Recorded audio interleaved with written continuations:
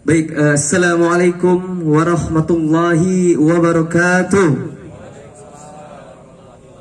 Assalatu wassalamu asrafil anbiya wal mursalin wa ala alihi wa sahbihi ajmain, amma ba'. Yang terhormat Ustadz Muhammad Iskak SST, yang insya Allah nanti akan memberikan materi kita, telah hadir di sini juga Ketua Biker Subuhan Bung Ismir Rahmadinianto dalam kegiatan Isra Mi'raj 1444 Hijriah. Mari bersama-sama membangun persatuan melalui persaudaraan. Baik, kegiatan ini terlaksana melalui support Biker Subuhan Sungai Liat, DPD KNPI Kabupaten Bangka, Sapma PP, MPC PP, IMM Kabupaten Bangka, Irmas Al-Ittihad, BKPMI Kabupaten Bangka, Gawe Kite Production, dan Gema Madlahul Anwar.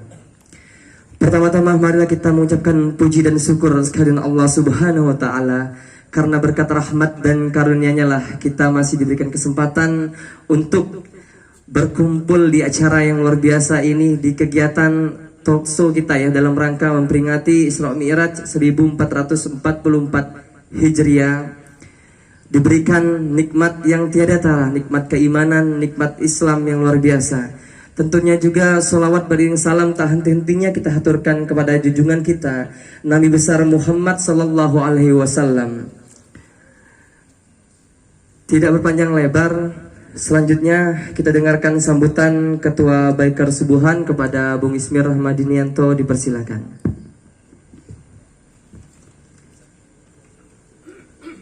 Bismillahirrahmanirrahim. Assalamualaikum warahmatullahi wabarakatuh.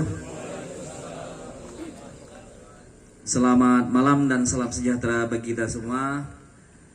Sebelumnya saya ucapkan selamat datang kepada guru kita, Ustadz Muhammad Iskak. Terima kasih Ustadz yang telah berkenan hadir, telah menjadi bagian dalam kegiatan kita pada malam hari ini. Yang terhormat rekan-rekan dari Pemuda Pancasila, dari Gema Madlahul Anwar, BKPRI Kabupaten Bangka, IPM Kabupaten Bangka, rekan-rekan Irmas Al-Ittihad, dan juga rekan-rekan yang telah hadir pada malam hari ini yang tidak bisa kami sebutkan satu persatu.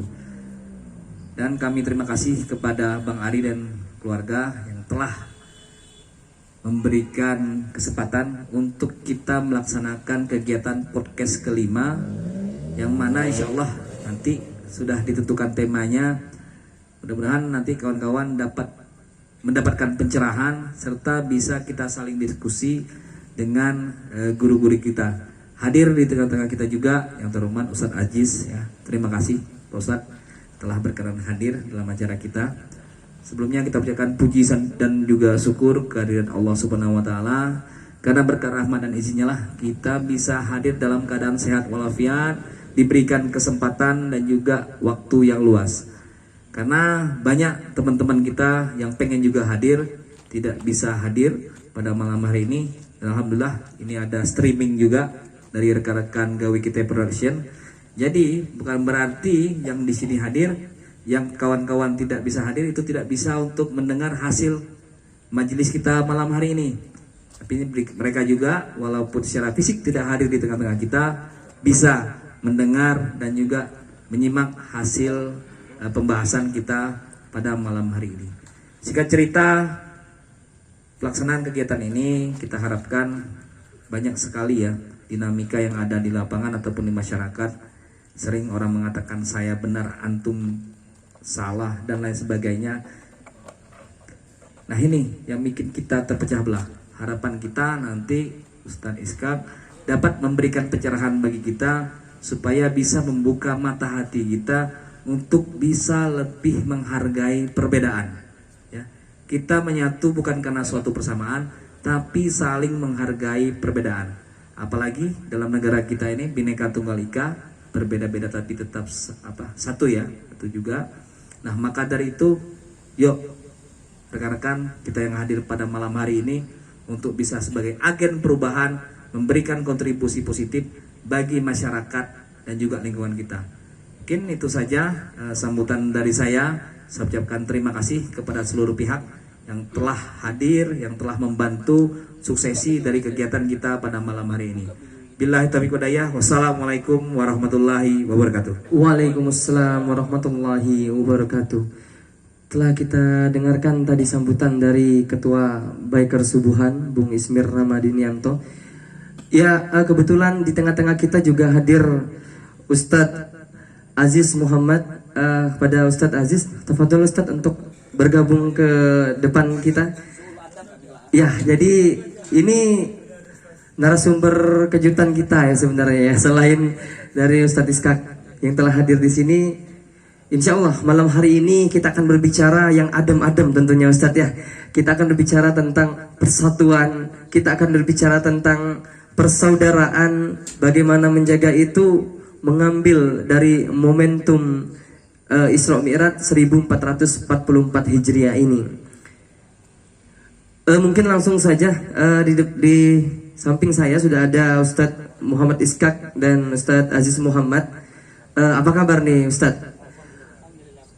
Alhamdulillah, luar biasa ya. Ini Ustadz-Ustadz yang selalu istiqomah dalam mengajarkan kita banyak ilmu baik di masyarakat, di majelis-majelis ya. Jadi kalau kita bicara Ustadz Iskak dan Ustadz Aziz ini bukanlah hal yang bukan hal yang biasa ya, ini luar biasa. Apalagi kita dipertemukan dalam satu majelis yang bagaimana ketika kita berada dalam satu majelis itu, insya Allah malaikat itu akan ada bersama kita, membentangkan sayapnya Ustadz ya, untuk meminta ampun kepada Allah terhadap kita yang hadir di majelis ini. Tidak berpanjang lebar, kita langsung saja masuk ke tema Ustadz ya. Ini kan berbicara tentang Isra Mi'raj. Kepada Ustadz, dari kisah Isra Mi'raj ini tentunya untuk meyakininya ini harus dengan iman. Karena jika tidak dengan iman, ini akan dianggap tidak rasional Ustadz ya. Tetapi dengan iman yang luar biasa Allah berikan kepada kita sehingga kita meyakini Isra Mi'raj itu sendiri. Nah, ini mungkin boleh disampaikan kepada kami nih Ustadz yang fakir ilmu ini untuk sedikit bercerita tentang Isra Mi'raj terlebih dahulu nih, sebelum kita melanjutkan tentang persatuan dan persaudaraan tadi. Tafadhol Ustadz sekarang. Bismillahirrahmanirrahim. Assalamualaikum warahmatullahi wabarakatuh. Bismillahi masyaallah, la yasuku khaira ilallah. Bismillahi masyaallah, la yusrifu su'a ilallah. Bismillahi masyaallah, ma kana fa ni'mati fa minallah. Bismillahi masyaallah, la khawla wa la quwwata illa billahil aliyyil azim. Bismillahi la yadhurru ma'asmuhu syai'un fil ardi wa la fis sama wa huwas samiul alim. Innal hamdalillah nahmaduhu wa nasta'inuhu wa nastaghfiruh wa na'udzu billahi min syururi anfusina wa min sayyiati a'malina. May yahdihillahu fala mudilla lahu wa man yudlil fala hadiya lahu. Asyhadu an la ilaha illallah wahdahu la syarika lahu. Syahadatan man huwa khair maqaman wa ahsanun nadiyya. Allahumma fassalli wa sallim ala nabiyyina Muhammadin kama sadiqa wa'di wa kana rasulan nabiyya. Amma ba'd. Ayuhal hadirun yang sama-sama mudah-mudahan Allah Subhanahu wa taala berkahi kita semua. Yang bilang amin mudah-mudahan tambah diberkahi oleh Allah. Yang masih bujang disegerakan jodohnya. Yang sudah punya keluarga semoga disoleh-solehahkan anak dan istrinya dan istri-istrinya. Dan mudah-mudahan yang punya anak laki-laki anaknya menjadi generasi penerus perjuangan agama Allah ini. Penerus kemudian menjadi tonggak peradaban Islam.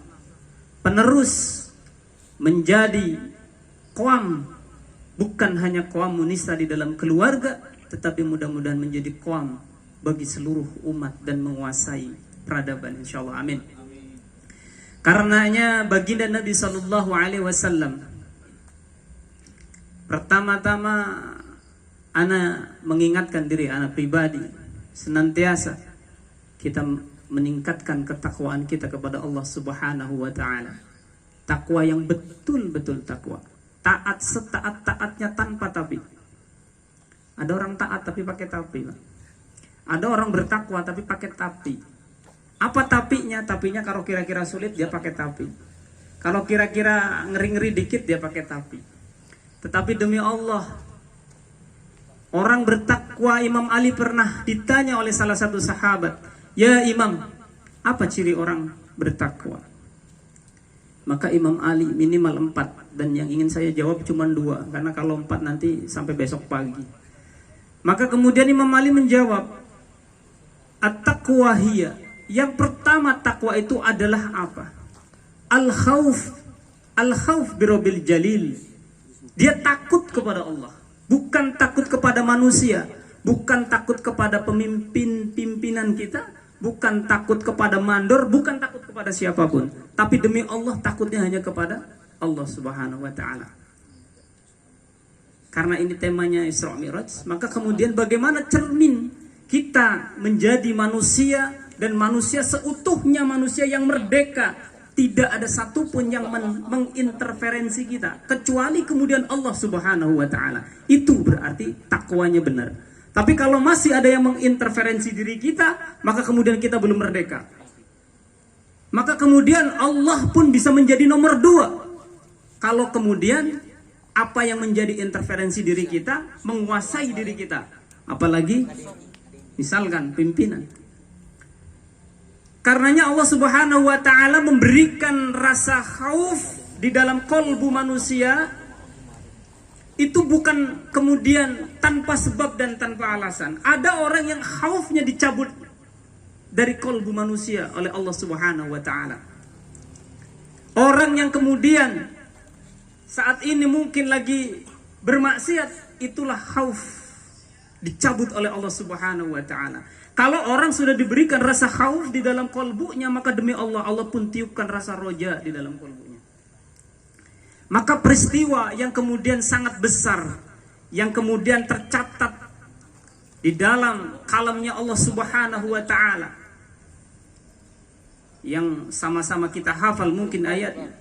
Subhanalladzi asra bi'abdihi lailan minal masjidil haram ilal masjidil aqsa. Biasanya itu kalau surat untuk disampaikan saat Isra dan Mi'raj. Apa Isra dan apa itu Mi'raj? Ini wal Isra wal Mi'raj, 2 suku kata yang berbeda. Harus sama-sama kita pahami. Mungkin selama ini ya Isra Mi'raj pokoknya baginda Nabi dari Mekah berangkat langsung ke Sidratul Muntaha atau Baitul Ma'wa, tempat paling tinggi, bernaung. Maka di tempat yang paling tinggi ada yang namanya Baitul Ma'mun. Itu sama persis dengan Baitullah, yang kemudian setiap malaikat diberikan kesempatan hanya sekali untuk tawaf di sana. Dan sekali tawaf, kalau hitungan manusia itu 70.000 tahun panjangnya. Kebayang Pak, kalau 70.000 tahun itu seperti apa? Ada yang hidupnya sampai 1000 tahun saja nggak ada. Ya. Apalagi 70.000 tahun. Maka kemudian banyak dikisahkan baginda Nabi Shallallahu Alaihi Wasallam dalam perjalanan yang 1 malam di Isra dan di Mi'rajkan baginda Nabi Shallallahu Alaihi Wasallam dari Masjidil Haram ilal Masjidil Aqsa. Berapa jauhnya? 1350 kilo, Pak. 1350 kilo. Jakarta Tegal itu cuma 800 kilo. Ya mungkin Jawa Timur lah nyampe ya, atau Semarang mungkin.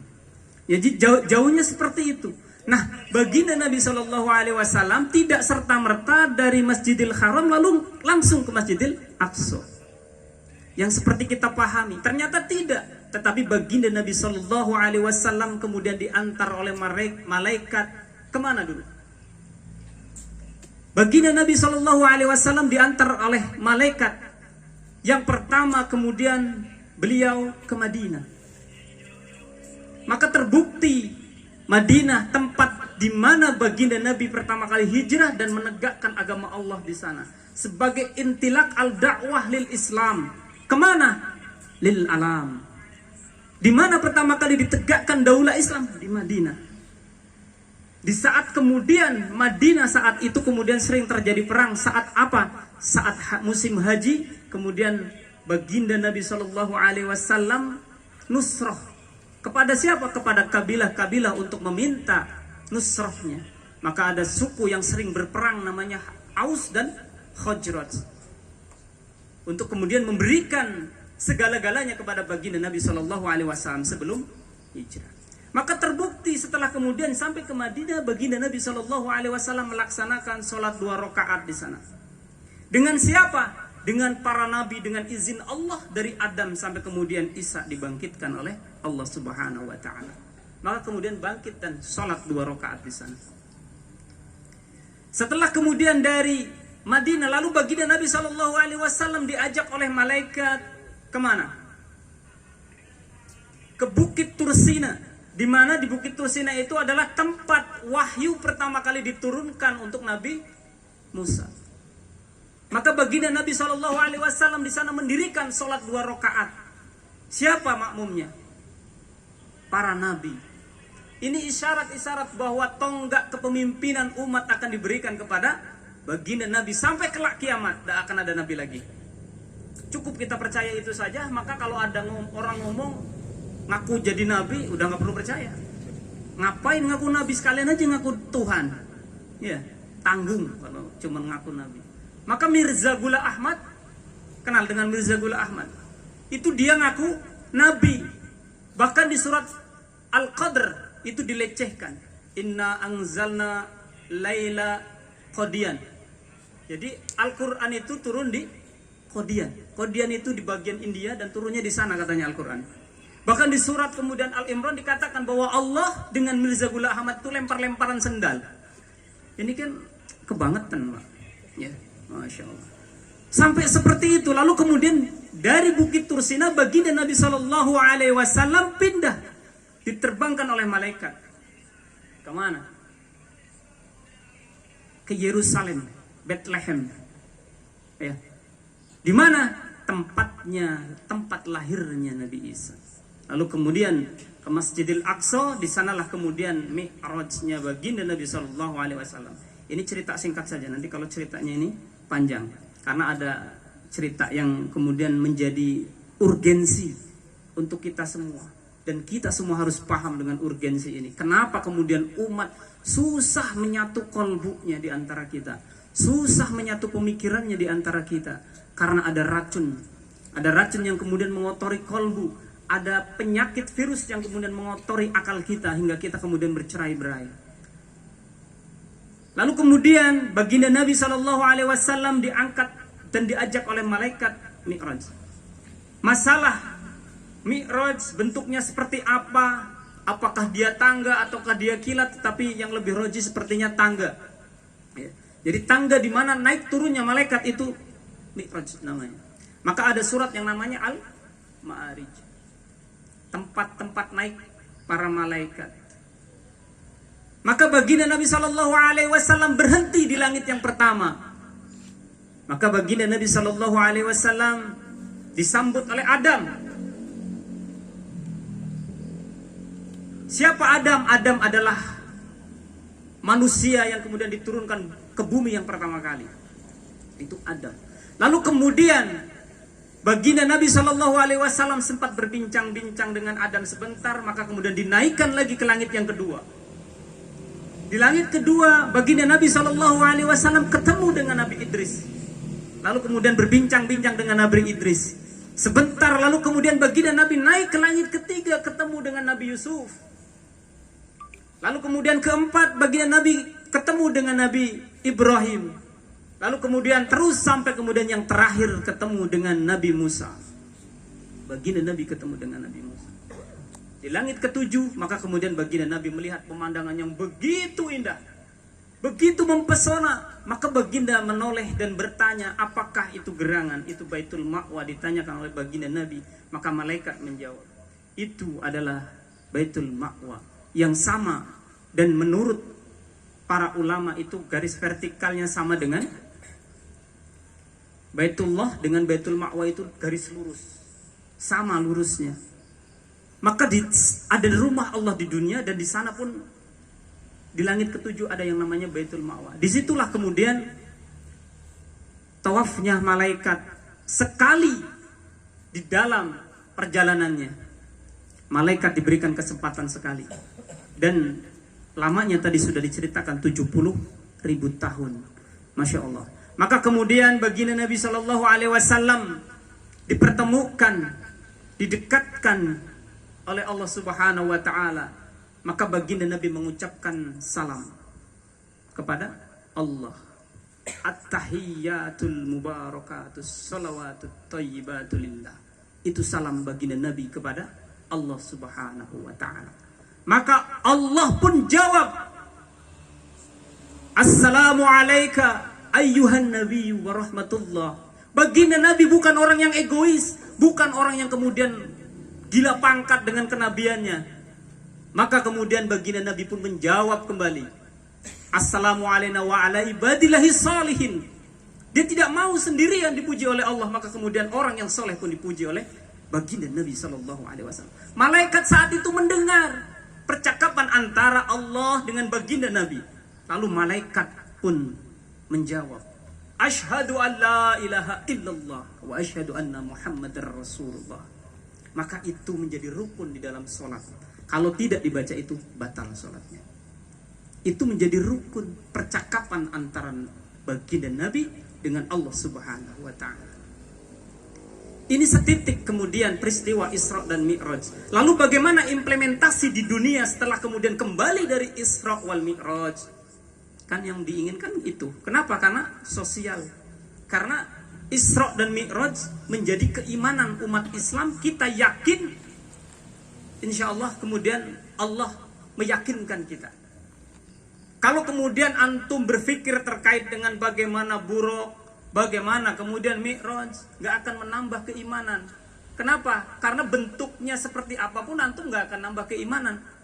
Kenapa? Karena itu hanya uslub atau wasilah baginda Nabi dinaikkan oleh Allah Subhanahu Wa Ta'ala. Yang menambah keimanan adalah bahwa baginda Nabi Sallallahu Alaihi Wasallam diperintahkan salat oleh Allah Subhanahu Wa Ta'ala. Lalu yang menjadi kemudian implementasi sosial di dalam kehidupan setelah baginda Nabi Shallallahu Alaihi Wasallam pulang dari Isra wal Mi'raj, maka kemudian baginda Nabi Shallallahu Alaihi Wasallam di tahun Isra Mi'raj itu tahun ke-11 kenabian.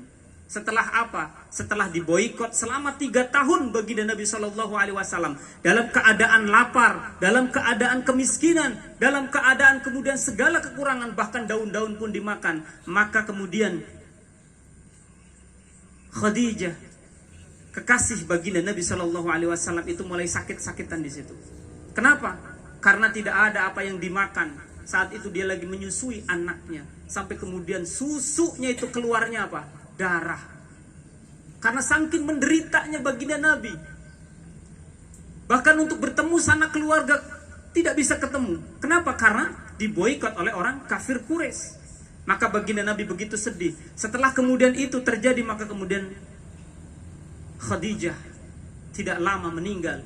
Setelah Khadijah tidak lama meninggal, kemudian paman tercintanya, maka tidak ada perlindungan saat itu baginda Nabi. Maka Allah Subhanahu Wa Ta'ala kemudian mengizinkan kekasihnya untuk berangkat untuk menemui Allah Subhanahu Wa Ta'ala. Jadi menjadi hiburan, menjadi pikniknya baginda Nabi Shallallahu Alaihi Wasallam. Lalu kemudian apa isyarat kemudian setelah tahun ke-13, yaitu hijrahnya baginda Nabi dari Mekah ke Madinah?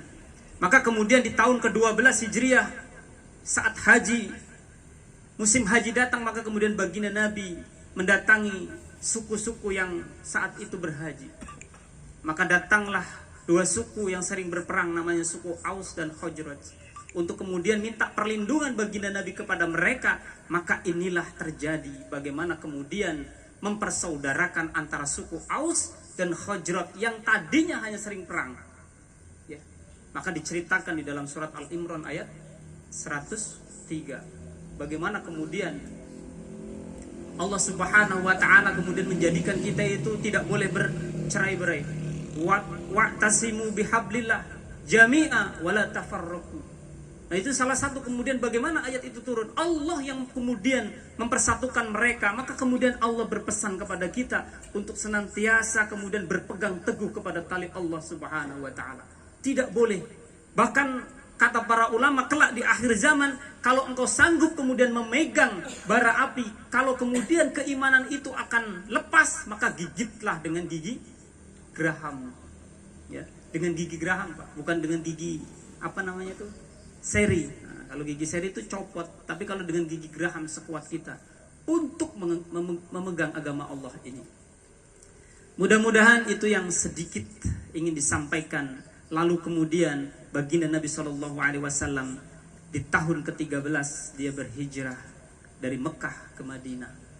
Di Madinah inilah kemudian intilak dakwah Islam mulai berkembang. Bagaimana kemudian Islam menyebar ke seluruh penjuru dunia. Bagaimana kemudian Islam menjadi agama rahmatan lil alamin di saat kemudian orang-orang kafir dan Quraisy membenci baginda Nabi SAW. Maka Nasrullah saat itu turun. Lewat apa? Lewat kemudian hijrahnya baginda Nabi SAW. Dipersaudarakannya antara Muhajirin dengan Ansor. Harta orang Ansor adalah harta al-Muhajirin. Bahkan yang istrinya 2 saat itu, Abdurrahman bin Auf begitu datang tidak membawa apa-apa, hanya baju di badan saja. Lalu kemudian ditawari sama istri dari salah satu seorang sahabat, wahai Abdurrahman bin Auf, kalau engkau ingin menikah, maka akan saya ceraikan istri saya satu untuk kamu nikahi. Saking sayangnya dengan sahabat Muhajirin. Itu sahabat Ansor. Bagaimana dengan kita? Berkorban untuk ada dakwah aja kayaknya berat. Ini bener enggak ya? Masukin uang ke kotak amal, ada 20.000, ada 2.000. Yang dimasukin yang 2.000, yang 20.000 nantilah untuk beli rokok, gitu. Rupanya salah masukin. Begitu beli rokok Pak, duitnya ke 2.000, lupa rupanya masukin ke kotak amalnya yang 20. Masya Allah. Tidak dengan sahabat Nabi. Lalu kemudian bagaimana dengan Abu Bakar yang seluruh hartanya kemudian diinfakkan di jalan Allah? Berapa harta Abu Bakar saat hijrah dan sebelum hijrah? Khadijah 3/4 Madinah, 3/4 Jazirah Arab itu miliknya Khadijah. Abu Bakar begitu dihitung secara matematis, ya, secara matematis itu 40.000 dinar, Pak. 1 dinar berapa? Juta. Berapa gram emas 1 dinar? 4,5 gram. Kalau 1 gram 1 juta, 4,5 juta kali 40.000. 4,5 juta kali 40.000. Masya Allah. Ya sekian juta lah. Ya sekian M mungkin. Masya Allah. Saking banyaknya, Pak. Nah, lalu kemudian baginda Nabi SAW membangun peradaban di sana. Menyatukan 2 suku yang tadinya berkelahi, maka menjadi saudara. Mempersaudarakan antara suku Aus dan Khazraj. Mempersaudarakan antara Muhajirin dengan Ansor. Masya Allah. Dulu sudah dipersaudarakan, kok sekarang kita mau berkelahi, ini gimana ceritanya? Allah Subhanahu wa taala sudah memberikan berkah, jangan sampai kemudian dicabut keberkahan itu saat kita berkelahi. Bukan berkelahi fisik ya, tetapi kemudian berkelahi pemahaman, maksudnya ya. Berkelahi pemahaman. Maka kemudian insya Allah kita akan sama-sama bahas, dan itu sedikit kemudian cerita yang menginspirasi kita. Mau dibawa kemana kita anak muda? Mau dibawa kemana sebetulnya kita ini anak muda? Mau berada di bagian mana sebetulnya anak muda ini? Baker subuh itu mau di bagian mana? Di bagian kanan, di bagian kiri, di bagian tengah-tengah, atau di bagian mana? Itu tergantung kemudian bagaimana kita akan membawanya. Kalau mau dibawa ke jalan Allah, berarti kita menjadi pembela Allah. Kalau kemudian akan dibawa pembela orang yang berjualan untuk kemudian tahun 2024, ya silakan, dan itu pilihan. Tetapi demi Allah, sebaik-baik pembela adalah pembela Allah Subhanahu wa taala. Kalau kita menjadi pembela Allah, berarti kita sedang berniaga dengan Allah. Kalau berniaga dengan Allah, tidak akan pernah rugi itu manusia. Dia akan mendapatkan keuntungan di dunia dan di akhirat. Wallahu a'lam bishawab. Insyaallah. Baik, luar biasa sekali yang disampaikan oleh Ustaz Iskak tadi, membuat kita tercengang ya dengan penyampaian yang luar biasa dan peristiwa Isra Mi'raj yang dijelaskan secara terperinci. Ustadz menangkap yang Ustadz sampaikan tadi bahwa kita harus berpegang teguh kepada tali Allah. Nah, sekarang banyak sekali yang merasa golongan saya yang paling benar, yang berbeda dengan saya itu salah. Nah, kita sebagai pemuda nih yang hadir di sini, ini ada Bikers Subuhan, ada DPD KNPI, ada kawan-kawan pemuda unsur organisasi pemuda. Ini bagaimana harusnya menyikapi fenomena yang sedang terjadi ini, Ustadz? Sehingga kadang-kadang fenomena golongan saya yang paling benar ini benar-benar masif ya di media sosial. Kita lihat bahkan secara terang-terangan terkadang untuk selalu digencarkan bahwa yang paling benar itu adalah golongan kami, seperti itu, Ustadz. Tafadhal, Ustadz. Masya Allah. Ya, jadi terkait dengan kemudian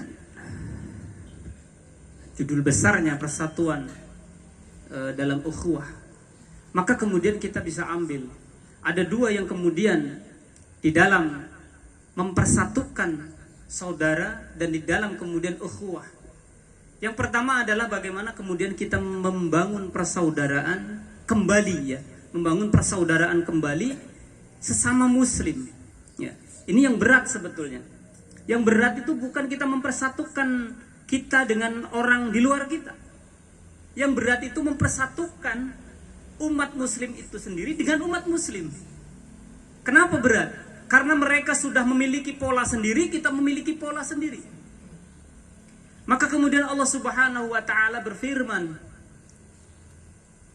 "Innamal mu'minuna ikhwah."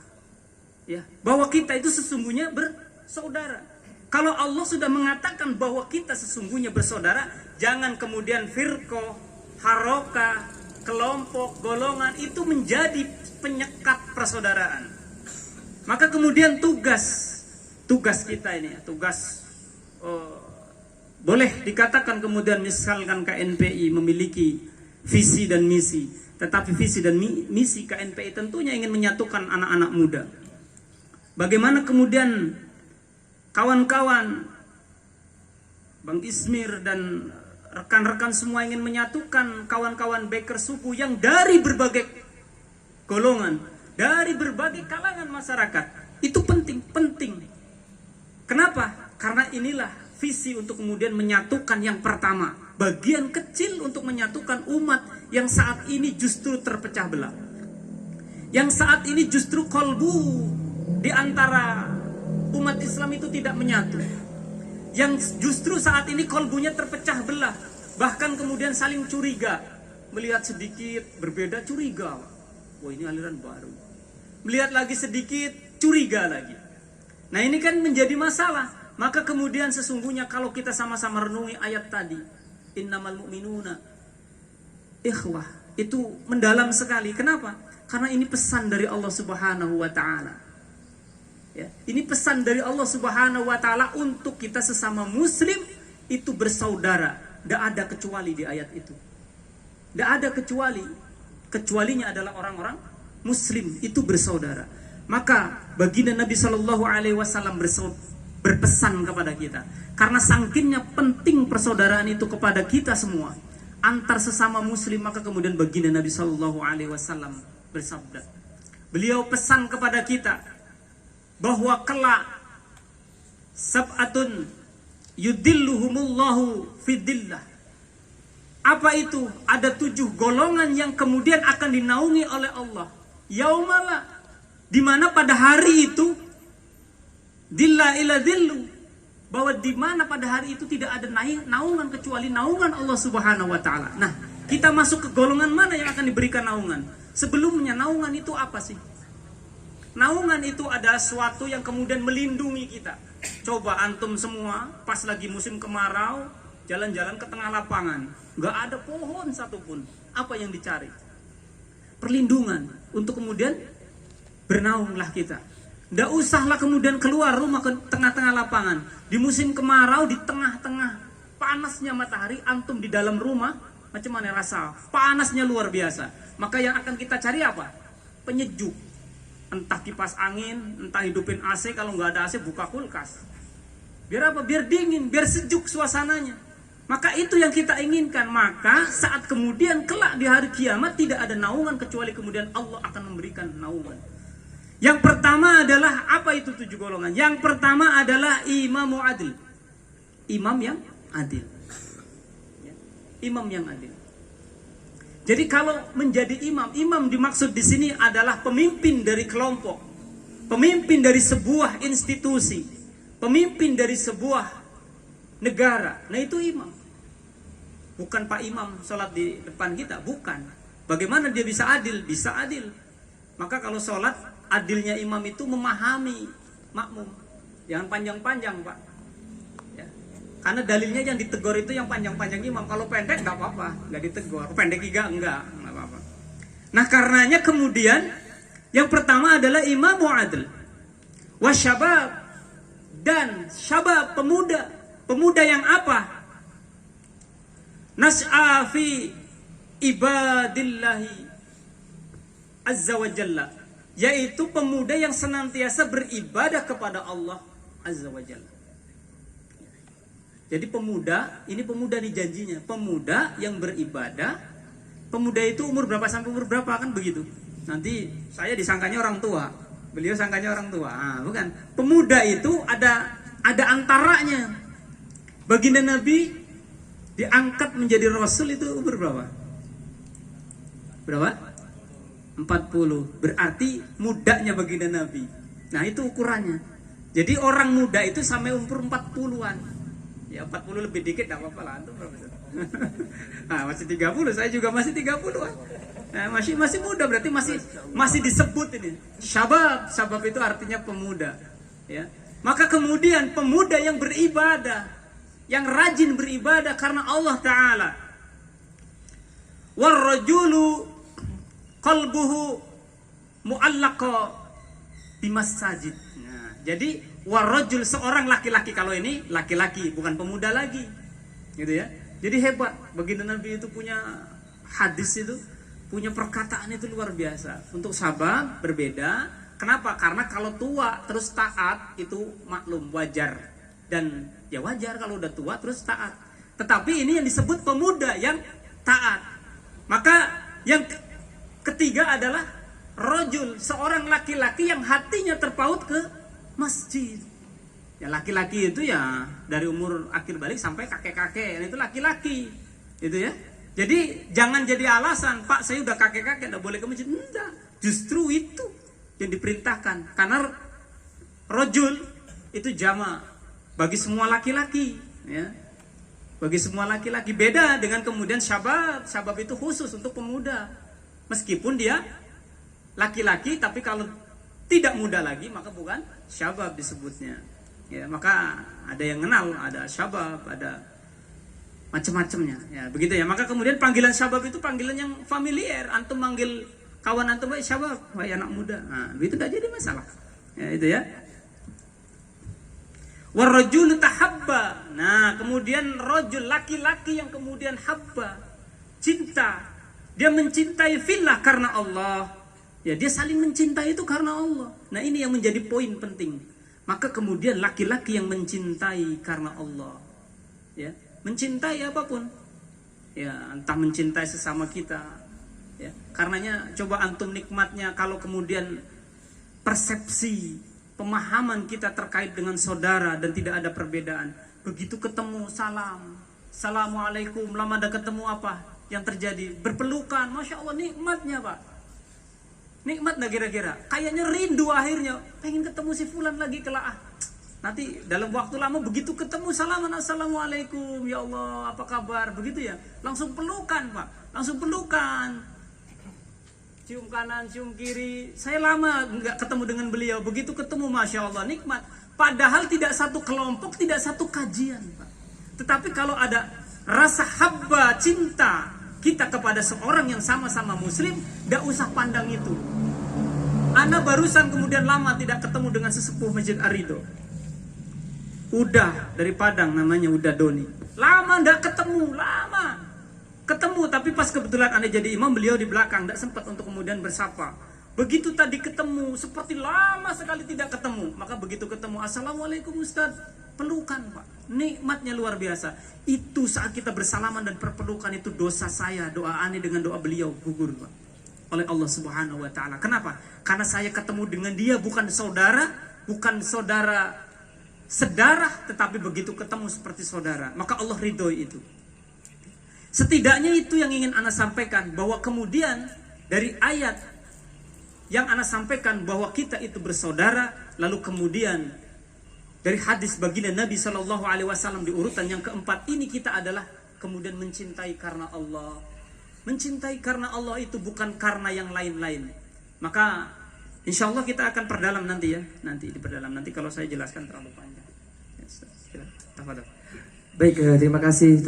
Sekarang ke Ustadz Aziz. Ustadz Aziz, ini bagaimana menurut Ustadz terkait yang tadi mereka yang mengaku bahwa golongannya yang paling benar, sehingga terkadang beberapa orang ini begitu cepat menyimpulkan sampai menyebarluaskan suatu pemahaman yang terkadang baru setengah dia membaca, mungkin menonton, entah itu sumbernya dari YouTube, dari internet dan lain-lain. Pada akhirnya dia simpulkan sendiri dan sebarkan, yang pada akhirnya membuat gejolak lah di tengah-tengah umat yang seharusnya disinggung oleh Ustaz Iskak tadi, berpegang pada tali Allah bahwa kita bersaudara.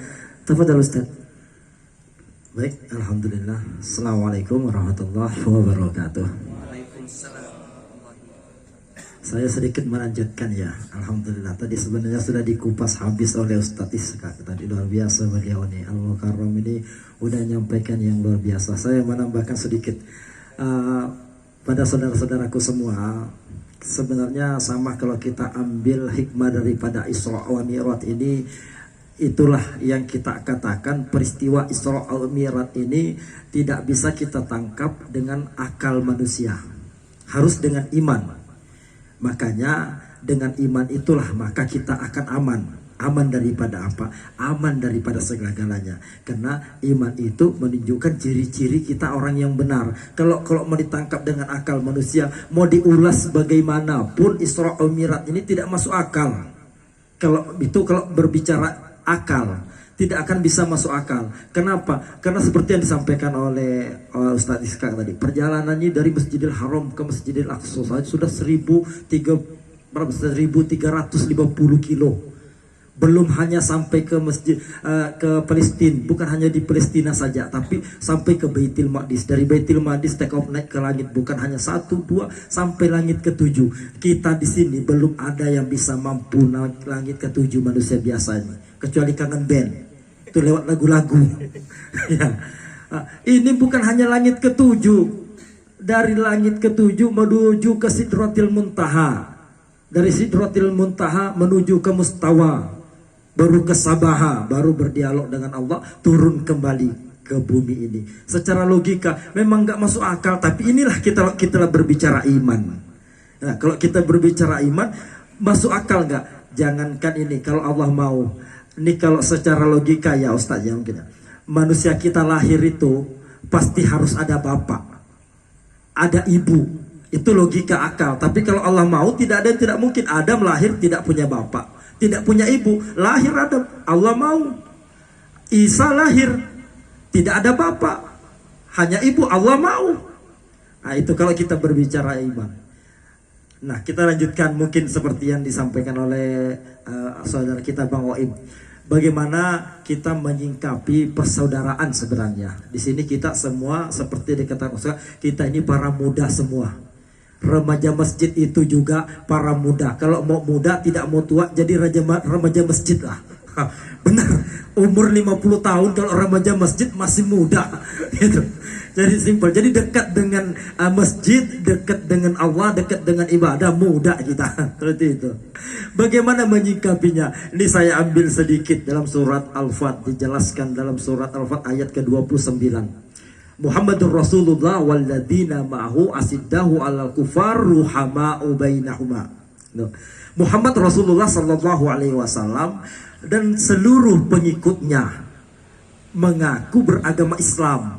ruhama'u bainahum, asiddahu alal kufaru ruhama'u bainahum. Ia tegas dengan kekafiran tapi saling menyayangi sesama mereka. Nah, apa maksud tadi? Tegas dengan kekafiran. Apakah sebenarnya kalau mereka non muslim itu kita anggap kafir, usir, tidak boleh bergabung?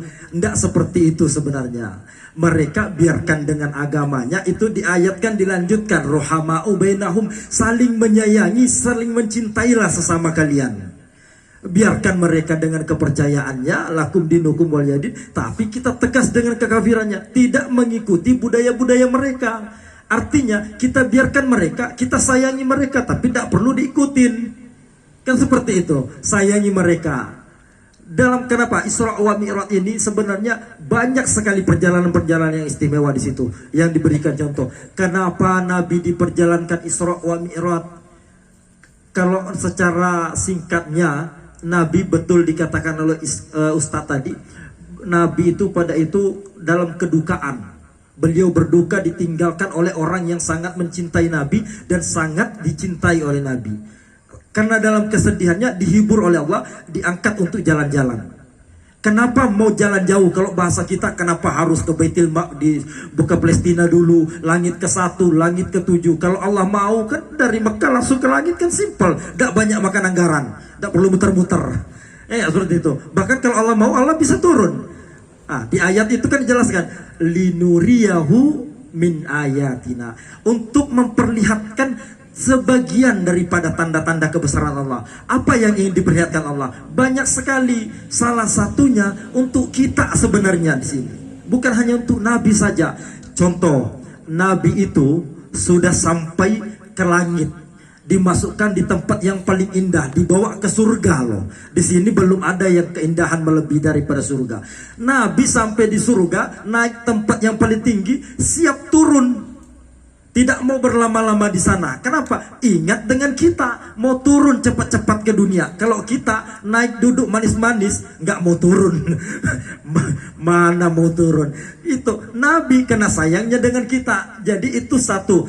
Ruhama'u bainahum, kalau kita saling menyayangi sesama kita, begitu kita melihat saudara kita mungkin ada yang salah, kita anggap mereka kurang benar, kurang tepat, timbulkan rasa kasih sayang kita. Begitu lihat di medsos, ada saudara kita ini salah, jangan langsung disambungkan. Belum tahu kebenarannya udah di list, share kemana-mana, belum tentu benar. Kalaupun itu salah, jangan jadikan gibah untuk kita. Kalaupun memang itu benar, jangan jadikan fitnah untuk kita. Dosanya besar loh, banyak sekali. Andai ini kita bicara, ini memang benar, ini memang benar dia maksiat, itu jadi gibah loh. Nah ketika dia tidak, itu jadi fitnah, jadi nggak ada benarnya. Karena bagaimana untuk menyingkapi agar kita tidak melakukan kesalahan itu? Kembalikan bahwa mereka saudaraku. Mereka salah bukan untuk dibully, bukan untuk dihakimi, tapi mari kita rangkul mereka agar bagaimana kesalahan itu tidak terulang kembali. Cukup kita yang tahu. Ruhama'u bainahum, saling menyayangilah kalian sesama-sama kalian, saling mencintailah kalian. Begitu jauh kita rindu, begitu dekat kita saling merangkul. Hidup persahabatan ini sama dengan dua tangan ini, dua tangan. Tangan ini kerjasama, kiri biarpun hanya bagian cleaning service, bagian bersih-bersih, nggak pernah iri dengan kanan. Kanan yang bagus-bagus, kanan dulu yang megang. Yang bersih-bersih kanan dulu, kiri nggak pernah iri, dibiarkan saja. Tapi kanan juga nggak sombong, nggak angku, nggak mau makan sendiri. Dia terima yang bagus-bagus, ia ambil yang bagus-bagus, ia beli, ambil perhiasan, kasih ke kanan kiri. Ini jam kamu yang pakai, itu namanya berbagi. Baru bisa kerjasama, karena dia mikir kalau hanya sendiri saya, nggak maju kita. Ya mungkin seperti itu. Sebenarnya banyak sih, mungkin kita kembalikan ke Bang Oim dulu. Selanjutnya kami serahkan ke Ustaz Isa. Terima kasih. Assalamualaikum warahmatullahi wabarakatuh. Waalaikumsalam warahmatullahi wabarakatuh. Sebelumnya kita berikan aplaus yang meriah dulu untuk kedua Ustaz kita yang luar biasa yang ada di depan sini ya. Ustaz, oke baik, Ustaz mungkin satu lagi sebelum kita lemparkan ke audiens yang banyak sekali sebenarnya ingin bertanya Ustaz. Fenomena terkadang ada kawan-kawan kita yang ikut suatu majelis Ustadz, ikut suatu majelis tiba-tiba dia mengasingkan diri, mengasingkan diri, tetapi ketika di media sosial itu sangat luar biasa, sedikit orang salah. Yang benar itu seperti ini menurut pemahamannya. Ini bagaimana Ustaz untuk merangkul yang kawan-kawan yang kadang beberapa yang seperti ini. Mungkin Ustaz Aziz, silakan Ustaz. Baik, Bang Oim. Nah, kita berbicara seperti ini. Ketika kita berbicara ilmu, memang banyak orang yang paham, yang tahu, tapi tidak ingin mengungkapkan atau takut untuk mengungkapkan secara langsung. Jadi ketika ia menyingkapi di dalam media sosial, maka disitulah mereka berkicau. Kenapa? Tidak bertemu dengan seseorang, hanya melewat media. Jadi ia langsung utarakan apa ia yang ketahui. Sebenarnya di sini yang jadi kesalahan. Kenapa? Karena ketika si B tidak terima dengan kenyataan, maka akan berpanjangan. Yang tidak tahu akan nimbrung semua. Yang tahu hanya menyingkapi saja. Nah, inilah salahnya. Sama kalau kita berbicara dengan Islam. Loh, pintar jadi imam kok tidak mau maju. Sorong yang tidak tahu, begitu salah ribut di belakang. Nah, mestinya begini, yang paham, kita ambil contoh dalam imam sholat, dalam sholat. Kalau jadi makmum ini siapa saja bisa. Perempuan bisa jadi makmum, anak-anak bisa jadi makmum, tidak bisa baca Al-Fatihah pun boleh jadi makmum. Tapi jadi imam harus tahu diri. Mestinya setidaknya pertama harus fasih bacaannya. Sama Ustadz semuanya fasih. Pilih mana yang lebih tua, sadar diri. Kita baru 30, ada sesepuh di depan, sama-sama ilmu, suruh mereka. Yang sesepuh juga harus tahu diri. Benar nggak bacanya sama dengan saya? Nah, kalau sama tuanya, kita cari mana yang lebih dulu. Jangan mentang-mentang ustadz ke kampung orang suruh langsung nyelonong maju. Nggak seperti itu. Artinya menganggap diri yang paling benar. Mentang-mentang ulama, mentang-mentang 70 tahun di pondok, baru keluar turun gunung langsung di depan. Nggak peduli dengan siapa yang orang di belakang. Ini ciri-ciri seolah-olah saya lah yang paling pintar gitu. Boleh pintar, boleh memamerkan kepintaran untuk memotivasi mereka yang tidak belajar. Ini caranya loh, supaya motivasi, caranya jadi imam seperti ini, supaya memotivasi kita. Tapi tidak mendorong mereka yang tidak tahu baru dibully dari belakang. Susah itu. Nah, itu yang pertama. Kedua, bersahabat tadi seperti yang saya sampaikan. Kalau berbicara iman ini bukan hanya mengucapkan. Iman itu bukan hanya mengucapkan saya yang beriman, saya ini fasih, ibadahnya istiqomah, bikir subuhan saya tidak pernah absen, saya jalan terus, baru jam 3 saya sudah berkumpul di home ini saya beriman. Iman itu bukan seperti itu. Iman itu bukan hanya iqrarun bil Islam, tapi takzinun bil jinan, amalun bil arkan. Bibirnya berucap, hatinya membenarkan, perilakunya mencerminkan ciri-ciri orang yang beriman. Ya, di mana ciri-ciri orang yang beriman? Mereka yang saling menyayangi sesama mereka, mencintai sesama mereka, yang ada ilmunya, berbagi pengalaman kepada mungkin yang belum paham, bertanya kepada yang sudah paham, sama-sama sudah paham, berdiskusi sesama mereka untuk membagikan ilmunya kepada saudara-saudara. Mungkin itu ya. Kita lanjutkan, Bang Oim. Assalamualaikum warahmatullahi wabarakatuh. Waalaikumsalam warahmatullahi wabarakatuh. Takbir, Allahu Akbar, takbir. Masya Allah, itu tadi yang dijelaskan oleh Ustadz Aziz terkait pertanyaan bagaimana kalau ada teman yang ikut majelis tiba-tiba menyendiri ya. Tapi ketika di media sosial ngomennya seperti yang paling tahu seperti itu. Ya, jadi intinya dirangkul ya Ustadz ya, seperti itu. Ya, mungkin dari audiens ada yang ingin bertanya, mumpung di depan kita ini ada pemateri yang luar biasa, Ustadz Aziz, Ustadz Iskak. Ya, silakan. Mungkin panitia silakan untuk berikan mikrofonnya.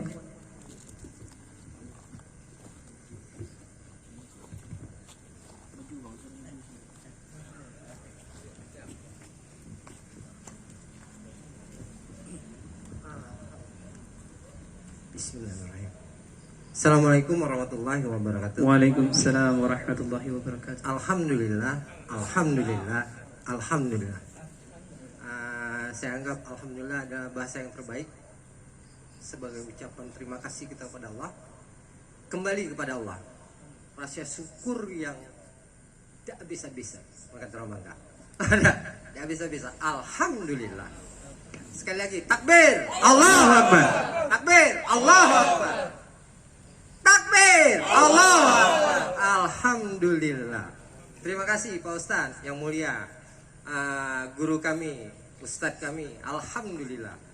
Tak habis-habisnya. Saya awali dengan bismillah dan saya akhiri dengan alhamdulillah. Kita kembali kepada Allah. Jadi alhamdulillah saya juga biarpun usia 48 tahun saat ini, saya anggap saya pemuda. Pemuda lanjut usia. Alhamdulillah. Terima kasih Pak Ustadz. Terima kasih rekan-rekan, saudara-saudaraku. Mudah-mudahan kita menjadi sahabat yang nyata. Oke? Sahabat yang nyata, tidak punya kepentingan. Punya kepentingan. Karena beliau si A, karena beliau si B, karena beliau si C, karena dia syar'i, karena dia tidak atau siapapun. Kenyataannya kita sama. Intinya saling mendoakan. Saling mendoakan. Saling mendoakan. Bagaimana? Irmas, saling apa? Saling mendoakan. Alhamdulillah. Terima kasih Pak Ustadz. Jadi kembali kalau ukhuwah persaudaraan, saya lebih ke amanah. Seperti teknologi. Alhamdulillah, saya tidak pakai Android, saya tidak pakai handphone. Saya kembalikan pada Allah. Saya kembalikan pada Allah. Insya Allah, ilmu dari mana saja. Dikala teman maksiat, biarkan mereka maksiat. Dikala teman baik, kita tetap baik. Jadi pemuda harus punya prinsip, betul nggak? Punya apa? Prinsip itu. Pemuda Islam punya prinsip. Ya. Kembali kepada Allah, saling menyayangi, saling mendoakan, saling menasehati. Mungkin langsung ke pertanyaan, Pak. Pertanyaannya, apakah ada hadisnya omongan saya ini Pak Ustaz? Alhamdulillah, terima kasih. Assalamualaikum warahmatullahi wabarakatuh. Takbir. Allahu Akbar. Takbir. Takbir. Ya. Dengan Bapak siapa tadi Pak? Mohon maaf. Oh iya, saya Ari. Ari ya. Ya, terima kasih.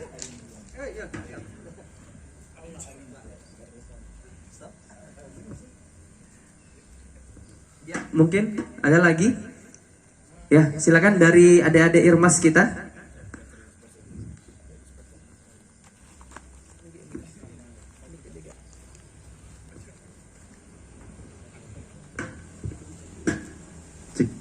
Baik, terima kasih atas kesempatannya. Bismillahirrahmanirrahim. Assalamualaikum warahmatullahi wabarakatuh. Mohon izin kepada guru-guru kami, Ustadz Iskak dan Ustadz Aziz. Perkenalkan, saya Edwin Syah, mahasiswa IAIN SAS Bangka Belitung dan juga anggota Remaja Masjid Al-Ittihad Sungai Liat. Izin bertanya Ustadz, jadi dalam lingkungan mahasiswa itu ada sebuah fenomena yang mana kita walaupun satu kampus, ada teman-teman yang memiliki organisasi eksternal kampus. Nah, sering terjadi misalkan di dalam proses pemilihan presiden mahasiswa Ustadz. Nah, di situ sering terjadi istilahnya sikut-sikutan antara teman-teman yang berada di organisasi eksternal. Misalkan si A berada di organisasi eksternal C, kemudian si B berada di organisasi eksternal D, begitu. Berbeda organisasi eksternalnya, Ustaz. Tetapi di satu kampus. Nah, berkaitan dengan tema yang kita usung hari ini, yakni membangun persatuan melalui persaudaraan, menanggapi salah satu fenomena yang saya sebutkan tadi, Ustaz. Bagaimana kita sebagai mahasiswa menanggapi hal tersebut sehingga bentuk persatuan melalui persaudaraan dalam lingkungan kampus dan mahasiswa itu benar-benar terlaksana, Ustaz. Gitu. Terima kasih atas kesempatannya. Assalamualaikum warahmatullahi wabarakatuh. Ya, mungkin satu lagi pertanyaan. Ya, Bung Ismir. Baik, bismillahirrahmanirrahim. Assalamualaikum warahmatullahi wabarakatuh. Langsung saja, Ustaz. Jadi ada dua hal yang ingin saya pertanyakan. Yang pertama, banyak orang yang ngomong pengen hijrah, ya, pengen belajar, pengen memperbaiki diri, pengen muhasabah diri. tapi kok, mohon maaf kalau saya salah, nah, belajar tapi dia malah menyendiri, bukannya membangun hubungan yang baik dengan masyarakat ataupun kawan-kawan yang lama malah ditinggal. Kita ini kan saling mengingati dalam kebajikan, tapi kok seperti itu. Kemudian juga kedua, ada kalanya di fenomena masyarakat, mereka dalam mencapai tujuan ataupun menginginkan sesuatu itu banyak mendiskreditkan ataupun mereka membuat dikotomi, pekotak-kotakan, seolah-olah ya kami benar, yang lain salah, dan juga kau baru belajar dikit, belum tahu banyak. Nah, seperti itu fenomenanya. Jadi mohon pencerahannya kepada kami, baik Ustadz Iskak maupun Ustadz Aziz. Macam mana sih kami nanggapi hal-hal seperti itu? Jangan sampai ini terjadi di kami, di keluarga kami, ataupun rekan-rekan sahabat-sahabat kami. Terima kasih Ustadz. Billahi taufiq wal hidayah. Wassalamualaikum warahmatullahi wabarakatuh. Mungkin langsung bisa ditanggapi Ustaz. Bismillahirrahmanirrahim. Ini bagus-bagus ya pertanyaan. Jadi sebelum ke rekan-rekan, akhi semua, jadi kenapa kemudian ada sahabat kita, dia belajar tapi kemudian tiba-tiba dia nggak mau ngomong di media sosial, dia bercuit-cuit segala macam. Jadi begini, Islam itu agama yang sempurna, rahmat lil alamin. Dia memberikan rahmat kepada seluruh alam, umat di dalamnya. Alam itu apa saja di dalamnya? Batu, hewan, binatang, nyamuk, jangkrik, semuanya termasuk manusia. Itu alam. Nah, kenapa kemudian ada salah satu sahabat kita, dia belajar agama, justru dia menjauh dari diri kita, malah dia lebih banyak berkomennya di media sosial. Akhi, belajar, kalau kemudian ketemu guru, lalu gurunya dia hanya bisa mentakzir, tinggalkan. Kalau kemudian ketemu gurunya ngomongin guru yang lain, tinggalkan. Itu syarat, dan itu saran anak. Kalau ada guru lalu kemudian mengomentari kesalahan ustadz yang lain, tinggalkan. Karena demi Allah, sebaik-baik muslim itu menutup aib daripada muslim yang lain. Kalau dia sudah kemudian memburukkan muslim yang lain, tinggalkan. Pasti hati kita akan jadi beku, hati kita akan jadi kotor, tidak akan pernah melihat kebenaran sedikit pun. Melihat orang itu hanya dengan kacamata hitam. Semua orang itu hitam, kecuali melihat gurunya pakai kacamata putih. Maka kemudian kalau kita duduk di majelis, lalu kolbu kita menjadi keras, tinggalkan majelis itu. Ingat, kalau kolbu itu jadi keras, sama orang tua berbeda, orang tua kemudian ditazir. Bapak ini salah sholatnya, bukan kayak gitu yang kau pelajari. Tinggalkan kajian itu, Pak. Karena demi Allah nggak akan pernah bawa manfaat. Yang ada kolbu antum semua mati. Bukankah kemudian di akhirat kelak cuman kolbu yang bersih yang kemudian Allah terima? Meskipun antum sholatnya banyak, tidak akan pernah diterima oleh Allah. Allah tidak punya kepentingan. Meskipun antum kemudian sodakonya banyak, Allah tidak punya kepentingan. Meskipun antum jihad mati 7 kali hidup lagi, Allah tidak punya kepentingan. Kepentingan Allah biqalbin salim. Man ata Allah yaumala malun wala banun. Dimana kemudian di hari mal, apa mal? Harta wala banun, anak-anak kita tidak akan pernah bermanfaat. Yaumala, kecuali kemudian di hari itu man ata Allah biqalbin salim, kecuali kemudian kolbu yang bersih. Kita menghadap kepada Allah itu dengan kolbu yang bersih. Meskipun antum sholatnya banyak tapi ada riya, tertolak sholatnya. Meskipun kita semua pinternya luar biasa, bahkan 7 kitab, 10 kitab, 100 kitab sudah dimakan, kalau ada riya, maka ditolak. Bukankah iblis jauh lebih pintar daripada kita? Bukankah iblis jauh lebih pintar daripada kita? Lebih pintar daripada mereka yang kemudian mentakzir orang yang tidak segolongan? Lebih pintar enggak? Lebih tahu tentang akhirat? Lebih tahu. Lebih tahu tentang dunia? Lebih tahu. Lebih tahu tentang kemudian neraka? Lebih tahu. Pernah ke surga, kita belum pernah ke surga. Apa Allah kemudian lempar kemudian itu iblis dari surganya Allah? Karena ada apa? Sombong. Maka kemudian kalau kita duduk di majelis makin gelisah karena sombongnya kolbu ini, karena kerasnya kolbu ini tidak bisa mendengarkan nasihat yang lain, maka demi Allah tinggalkan itu kajian, Pak. Kenapa? Karena pastikan kita akan keras kolbunya, gak akan mudah kemudian lembut kolbunya. Cek saja, yuk terakhir nangis kita kapan? Bukan nangis karena ada masalah di rumah, nggak punya duit lalu nangis, bukan. Bukan karena ada masalah sama istri lalu nangis, bukan. Cek, kapan kita terakhir baca Al-Quran lalu menangis? Kapan kemudian kita di tengah malam bangkit kemudian sujud di hadapan Allah, kita mengeluarkan air mata? Kapan kemudian kita saat mau tidur melihat anak istri kemudian menangis karena belum sempurnanya kita memberikan apa yang terbaik kepada anak dan istri kita? Memberikan agama terutama kepada anak istri kita. Cek, kalau kita masih bisa menangis berarti kolbu kita masih hidup.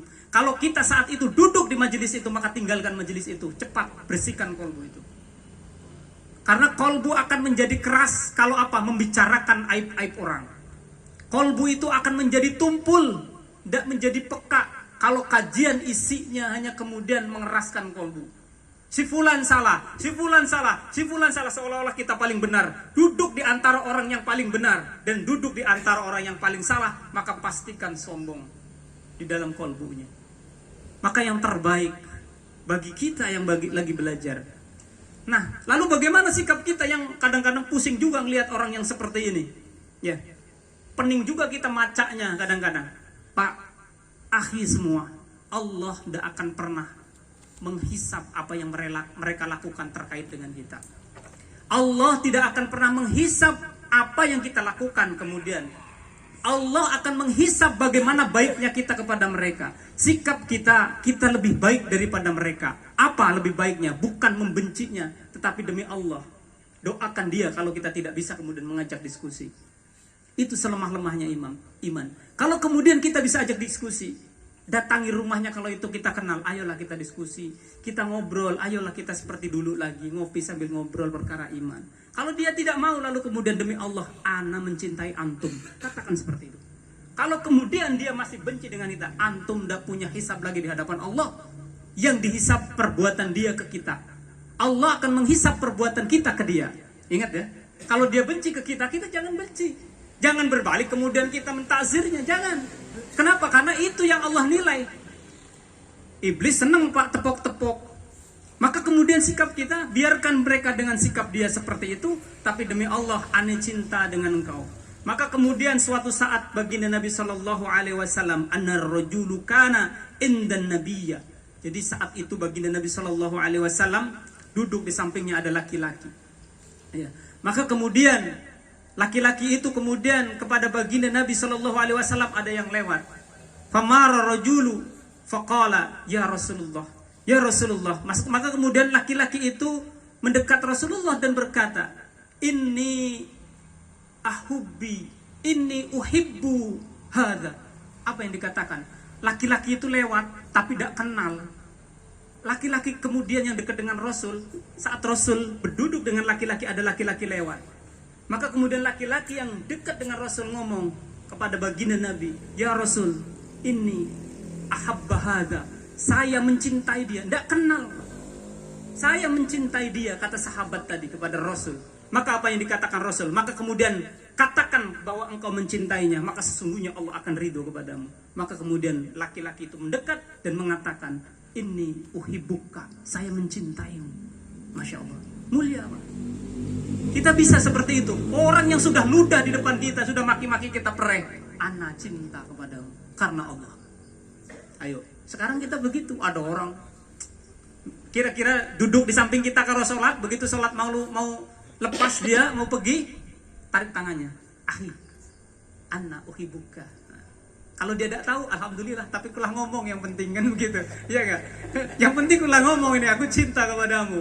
Begitu ya. Oh nanti dia pikirannya, wah ini lesbi jangan-jangan, masya Allah. Bukan begitu. Tapi ini anjuran dari Rasul.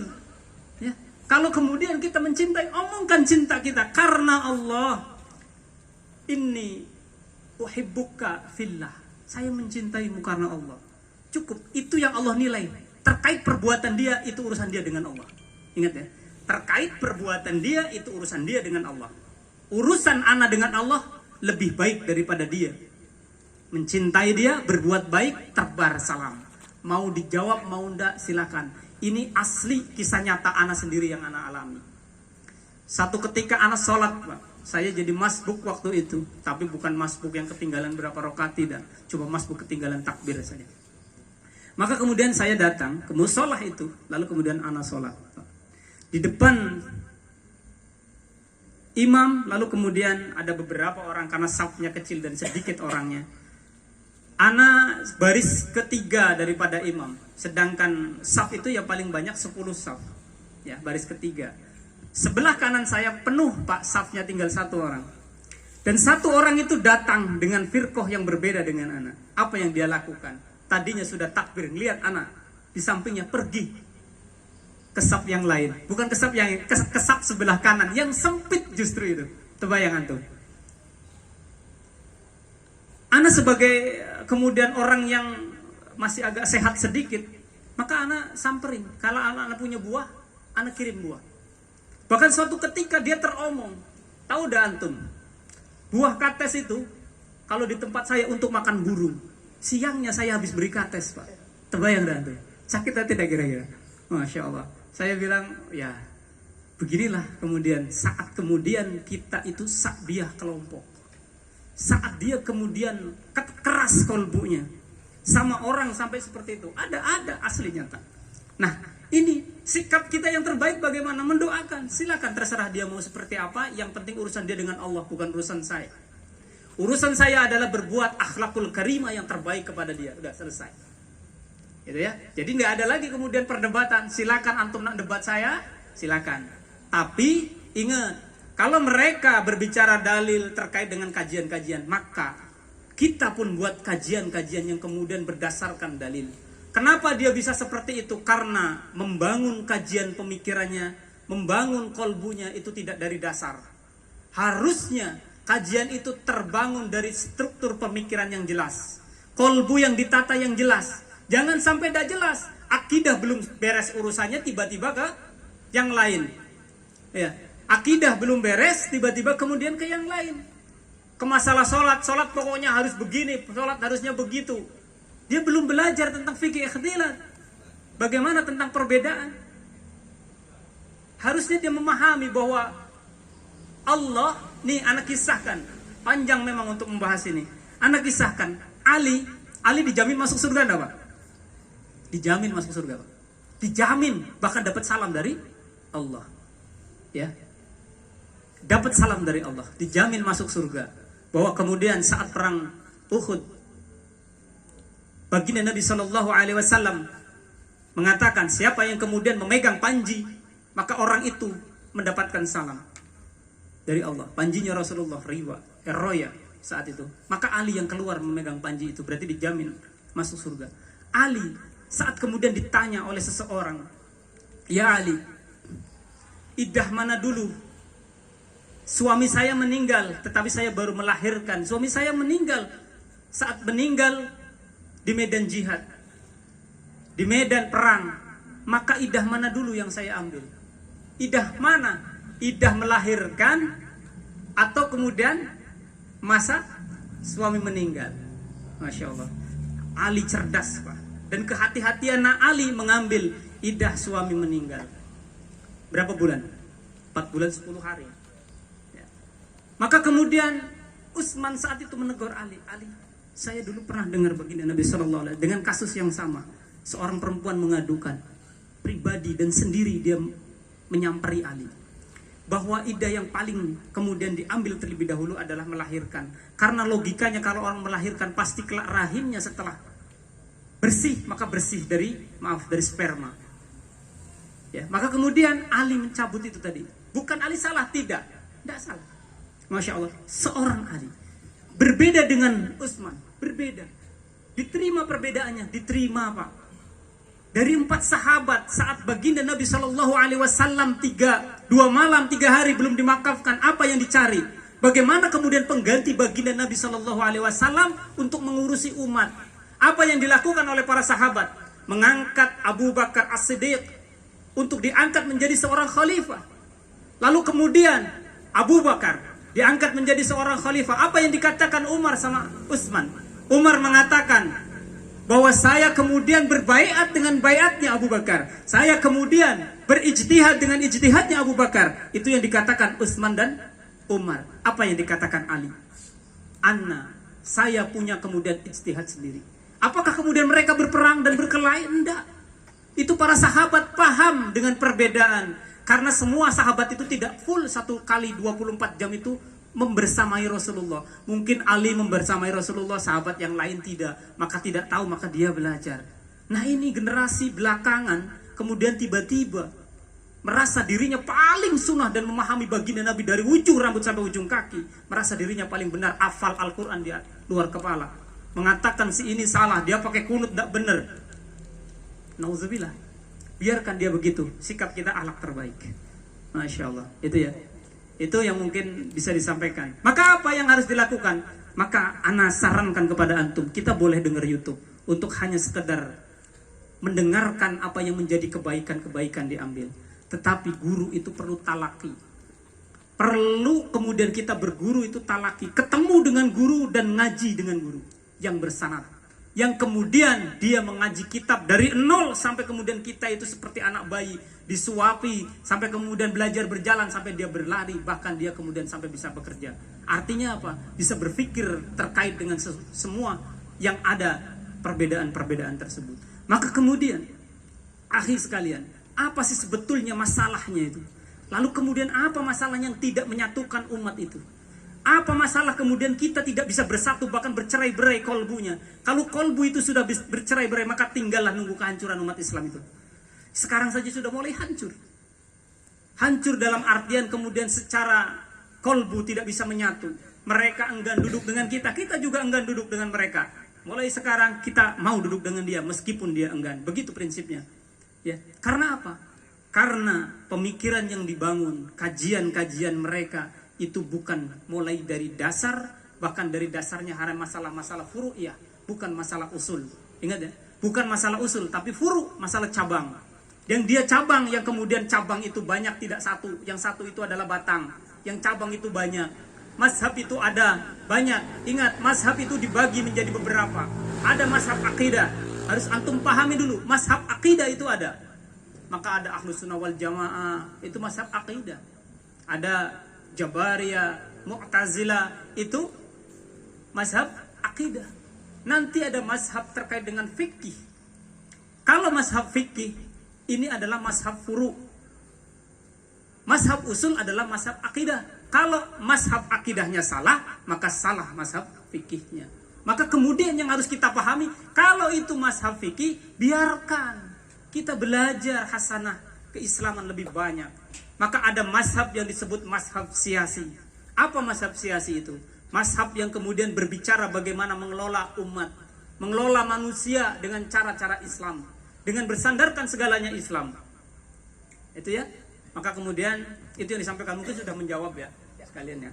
Ya, Masya Allah ya. Insya Allah itu yang bisa saya sampaikan. Kalau ada pertanyaan lagi kita nanti diskusi lebih panjang. Iya, bisa diskusi di rumah berarti Ustadz ya nanti ya. Mungkin Ustadz Aziz ada tambahan sebelum, ya silakan Ustadz. Baik, saya tambahkan sedikit aja, mungkin merangkul 3 jawaban saja. Saya tidak usah panjang-panjang kayak Ustadz Al-Mukarro tadi, udah detail sebenarnya disampaikan. Tapi mungkin saya ambil kesimpulan saja dalam pertanyaan 3 sahabat kita tadi, terutama daripada Pak Ketua dan sahabat kita semua ya. Berbicara pertama hadis ya, ada nggak hadisnya berbuat kebaikan. Kedua pertanyaannya tadi bagaimana menyingkapi ketika saling sikut menyikut dalam pemilihan. Dan ketiga pertanyaan tadi bagaimana teman kita yang hijrah. Ya, saya berkesimpulan saja dalam 3 jawaban ya. Pertama, kalau kita berbicara hijrah ya Pak Ketua ya, hijrah itu bukan hanya sekedar saja, bukan langsung berubah begitu hijrah total, ingin menyendiri. Kalau ingin menyendiri itu bersemedi, itu beda. Hijrah memperbaiki diri sebenarnya, muhasabah diri ini ingin merenungi apa kesalahan yang lalu, kemudian diperbaiki agar tidak terulang kembali. Qad aflahal mu'minun alladzina hum fi salatihim khazi'un alladzina hum 'anil lagwi mu'ridun walladzina hum li fujurihim hafi'un. Betul. Orang yang beriman itu, dia hijrah itu, mereka orang yang bahagia karena dia punya iman. Gimana cirinya orang beriman itu? Alladzina hum fi salatihim khazi'un alladzina hum 'anil lagwi mu'ridun. Ia perbaiki salatnya. Setelah ia perbaiki salatnya, maka ia tinggalkan perkara-perkara yang tidak penting. Setelah ia tinggalkan perkara yang tidak penting, maka ia perbaiki sedekahnya. Setelah ia perbaiki sedekahnya, maka ia jaga syahwatnya. Bukan berarti saya hijrah langsung perbaiki, tinggalkan semua hal-hal dengan teman-teman yang lain. Saya ingin pergi jauh daripada yang lain. Zimahum fi wujuhihim min asri sujud. Mereka yang baik itu, mereka yang beriman itu, ada bekas sujud di dalam jidatnya. Di dalam dirinya ada bekas sujud. Apa Ustadz bekas sujud itu? Bukan berarti ada hitam di jidat. Mohon maaf nih. Begitu hijrah, kemarinnya maksiat, kemarinnya judi, minum. Begitu hijrah pakai celana kingkrang, jenggot langsung panjang, hitam di jidat. Langsung ada bekas jidat. Bekas sujud Ustadz. Betul, mungkin itu salah satu bekas sujud mereka. Tapi yang dimaksud mereka yang beriman, mereka yang hijrah itu bukan ada bekas sujud semata, tapi mereka yang mengamalkan nilai-nilai sujudnya di dalam kehidupannya sehari-hari. Apa nilai-nilai sujud? Orang yang sujud itu tidak ada kata-kata kasar di dalam sujudnya, tidak ada sumpah serapah di dalam sujudnya. Kita sujud doa-doa di dalamnya. Kita sujud berpakaiannya yang rapi, menutup aurat kita, mencerminkan kepribadian kita. Masa mau sujud pakai singlet, masa sujud pakai Hawaii? Itu kan kalau kita mengamalkan nilai-nilai sujud dalam kehidupan sehari-hari, maka kita perbaiki sifat kita dari cara bicara kita, tidak kasar. Dalam menegur mereka yang salah, tidak langsung begitu imam salah, tidak seperti itu. Subhanallah, kata-kata yang lembut. Begitu dengan pergaulan kehidupan kita sehari-hari. Bagaimana menyingkapi Ustadz, kawan kita yang saling sikut menyikut mereka. Nah, ketika kita anggap salah, tegur, jangan kekerasan. Jangan langsung oi salah, woi macam tuh. Menegur itu ada adabnya. Sekarang Bang Ismir ini berkomentar dalam Facebook atau media jelas salah. Nah, ketika saya sambung di situ, saya jawab kesalahannya di situ, mungkin beliau ini terima benar. Sebenarnya saya berterima kasih Ustadz menegur saya, itu benar, bisa menambah ilmu saya.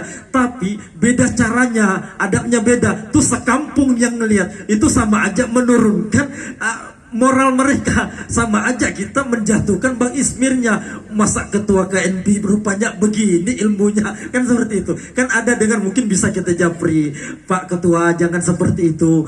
Saya rasa menurut pandangan saya itu kurang baik, kurang etis memposting seperti itu. Kan ada dengan cara-cara yang baik.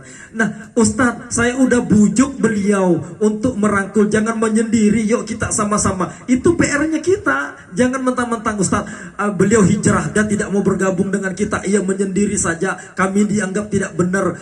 Udah biarkan saja, itu PR-nya kita. Namanya kita beriman, bukan hanya iqrarul bil lisan, bukan hanya di mulut, tapi berucap, hati kita membenarkan. Di mana membenarkan? Jangan hanya memikirkan diri sendiri. Itu PR kita. Ayo kita cari kawan kita, jangan jauh-jauh. Yuk kita bergabung di sini. Kalau hijrah, kami juga mau hijrah. Kita hijrah bareng-bareng. Ustadz, susah daripada ribut, daripada berkelahi. Nah, kita kembalikan ke hadis. In asantum li anfusikum wa in asatum falaha. Udah, biarkan diri sendiri. Apabila baik yang kita lakukan, kebaikan itu untuk dirimu sendiri. Dan apabila buruk yang kalian lakukan, maka keburukan itu pun akan kembali kepadamu juga. Udah simpel, jangan lebih pusing. Mungkin itu dosa singkat ya. Cukup itu mungkin, kurang lebihnya mohon maaf. Assalamualaikum warahmatullahi wabarakatuh. Waalaikumsalam warahmatullahi wabarakatuh. Luar biasa sekali, kita pakaikan takbir. Takbir, Allahu Akbar. Takbir, takbir.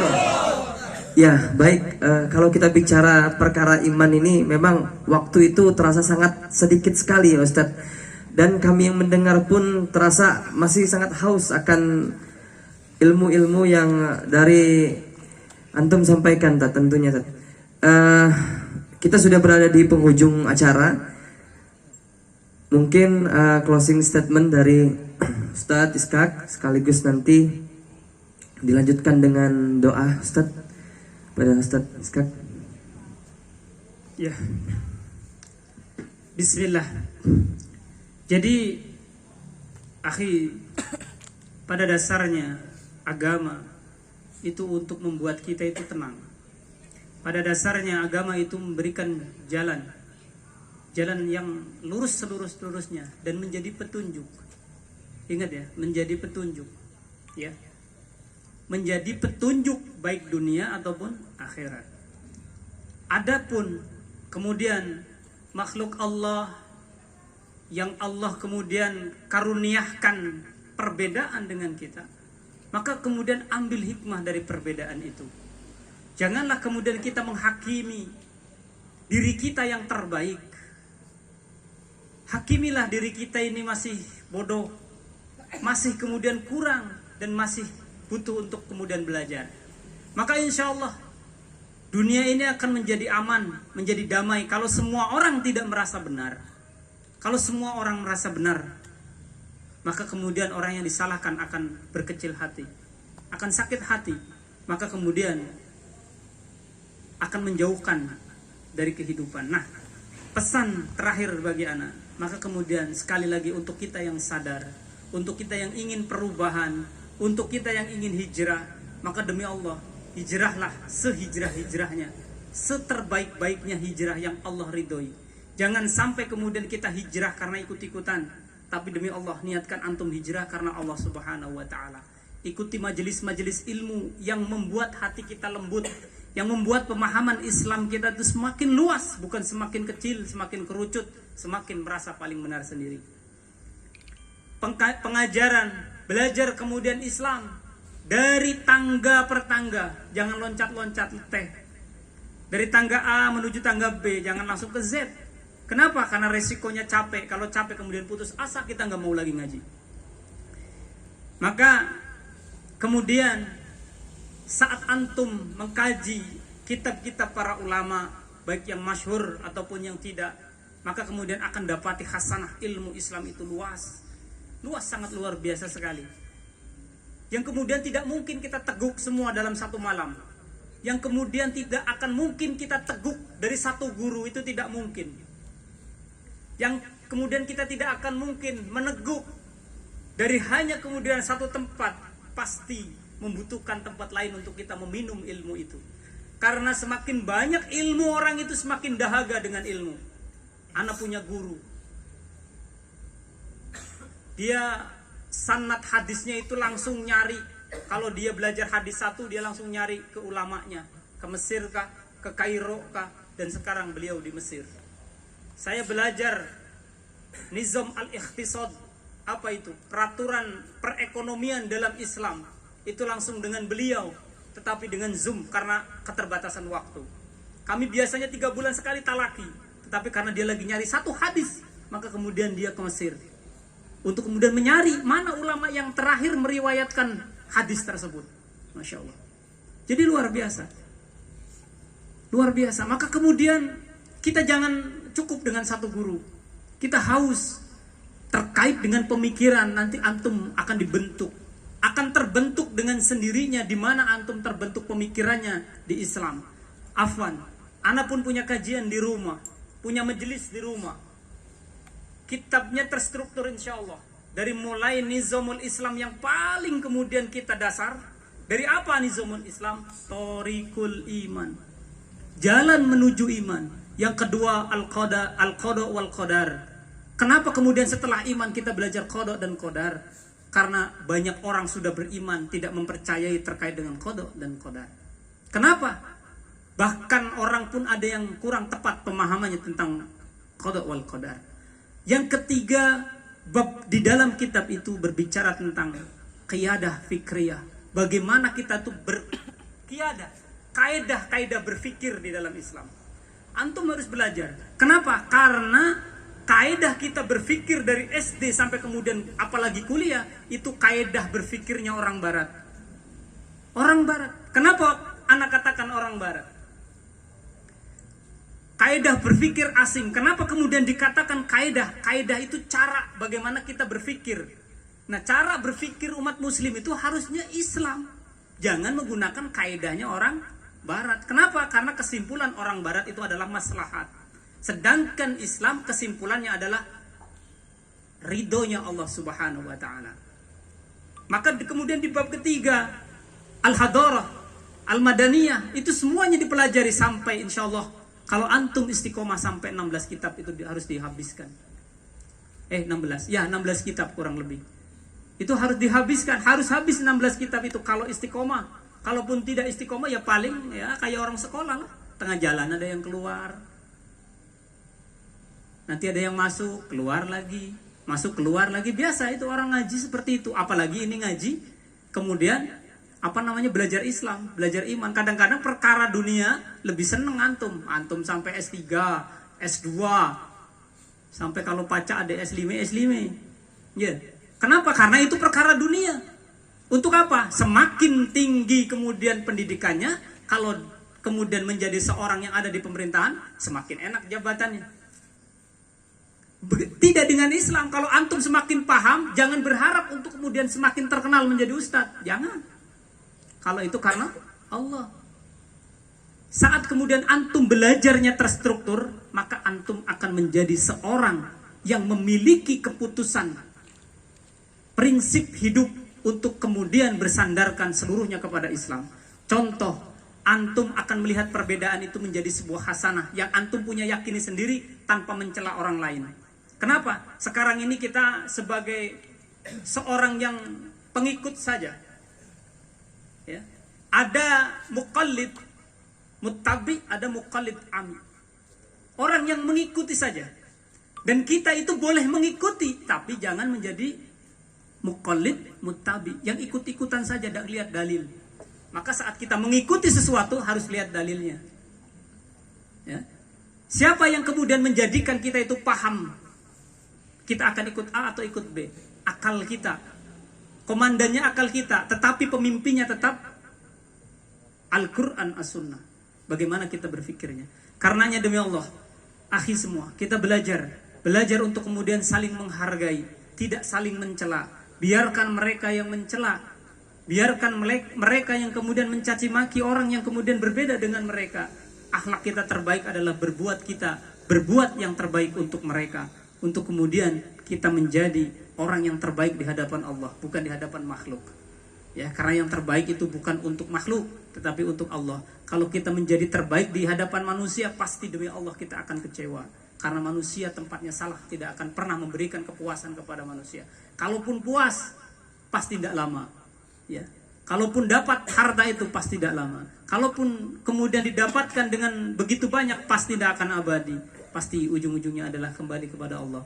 Maka pesan sekali lagi demi Allah, ayo kita sama-sama rangkul, kita sama-sama kemudian membangun ukhuwah al-islamiyah dari kemudian hulu sampai hilir, baik dia berbeda ataupun sama, itu semuanya adalah ikhwah, itu semuanya adalah saudara kita yang kemudian kita punya kewajiban untuk kemudian kalau dia salah kita tegur, kalau dia kemudian benar kita berikan apresiasi, kalau kemudian dia salah kemudian kita maafkan, kalau kemudian dia tidak mau memaafkan maka kita maafkan dia.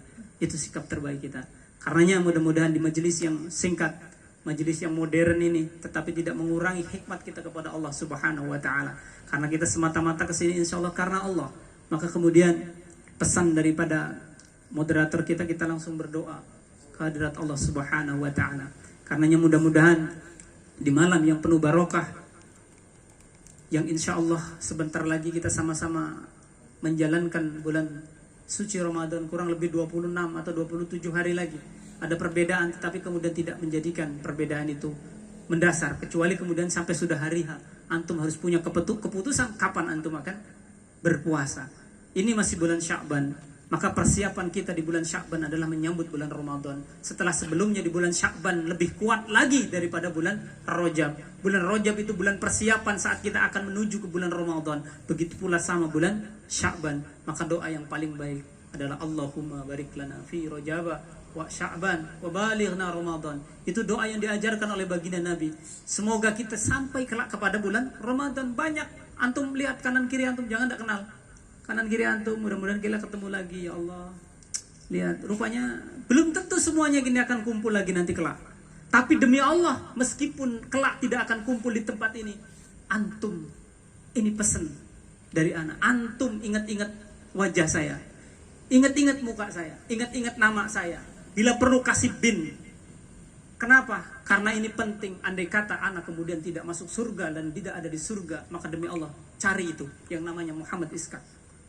Gelar tidak akan pernah dipakai, maka cari, mudah-mudahan antum bisa menolong anak. Kalau kemudian kita yakini seperti itu, kita nggak akan pernah sedih dengan orang yang kemudian benci dengan kita. Kalau kita kemudian meyakini itu, tidak akan kita kemudian membenci orang yang benci dengan kita. Kita akan tenang hidup itu. Kenapa? Boleh jadi dia di hatinya masih ada saya. Boleh jadi di hatinya dia masih mengingat saya. Maka itu pesan yang kemudian sama-sama kita renungkan. Persiapkan bulan Ramadan dengan baik. Persiapkan bulan Ramadan dengan baik di bulan Sya'ban ini. Karena bulan Sya'ban ini penentu antum itu memiliki kualitas yang baik di bulan Ramadan atau tidak. Kalau antum tidak persiapkan di bulan sekarang, maka kemudian pastikan di bulan Ramadan itu lewat begitu saja. Seperti bulan-bulan yang lain.